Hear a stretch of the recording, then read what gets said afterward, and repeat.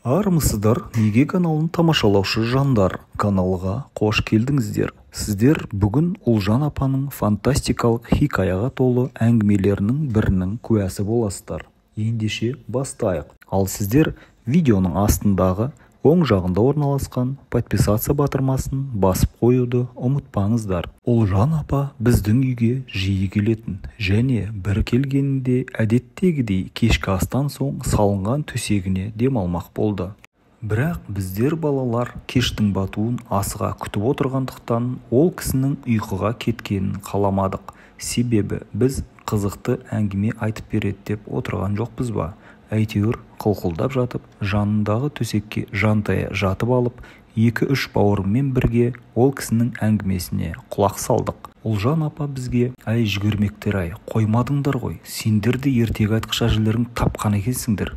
Бірақ біліп қойыңдар, менің айтқан әңгімелерім менің немесе жақындарымның басынан шынымен өткен шымыштырық оқиғалар" деп тамағын кенеп алып әңгімесін бастады. Бірде менің күйеу балам Сампо ара қашықтығы 80 шақырымды құрайтын ауылға жол тартқан.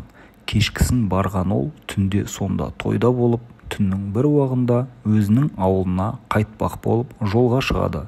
Ол кезде астында фургон машина болатын.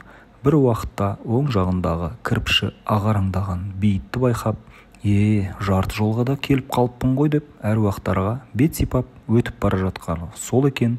Айдалада автобус аялдамасында ақ көйлекті қыздың тұрғандығын байқайды. Ол бір жағынан секемденіп, түн ішінде бұл неғылған қыз деп тоқтамақ болады да, бірақ ойынан айниды. Кім біледі, сол маңда 2-3 қойшының үйі бар еді. Сол үйлердің бірінен мүмкін күйеуімен немесе ағасымен ренжісіп қалған болар деп, бәлесінен аулақ деген оймен бір жағынан жынба, періме деген ойларда сан мазалайды. Бірақ екпінін бәсеңдетпестен өте шығады.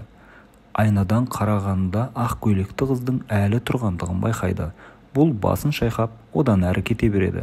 Бір уақытта ұйқы қыса бастағасын, оң қолымен машинаның панелінің оң жағын сипалап, темекісін іздейді. Дәл сол сәтте мұның қолы біреудің қолына тиеді. Жалт қараған бұл дәл жанында орындықта әлгі аялдамадағы қыздың отырғанын көріп, тіптен зәресі ұшады. Ал қыз жай барахат тек алдыға қараған күйінде сазарып бір қырындап отыра береді. Қорыққанға қос көрінер деген ол барынша газды баса береді. Себебі енді 1-2 шақырым жүрсе, ауылдың жарықтары да көрінуі керек. Шамамен 1-2 минуттан соң жанына қараған ол ешкімнің жоқ екенін байқайды.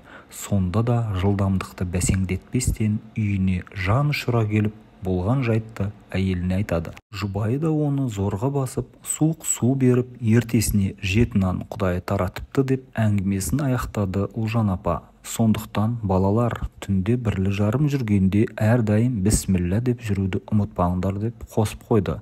Достар, әңгіме ұнаса лайк басып тіркеліп қоюды ұмытпайық. Бұл әңгімені айтқан кісі әлі күнге көзі тірі және одан әрі Ұлжан апаның айтқан қорқынышты әңгімелерінен тағы да назарларыңызға ұсынатын боламын. Неге каналы сіздермен бірге. Тіркелу сізден, шынайы оқиғаны жеткізу бізден болсын.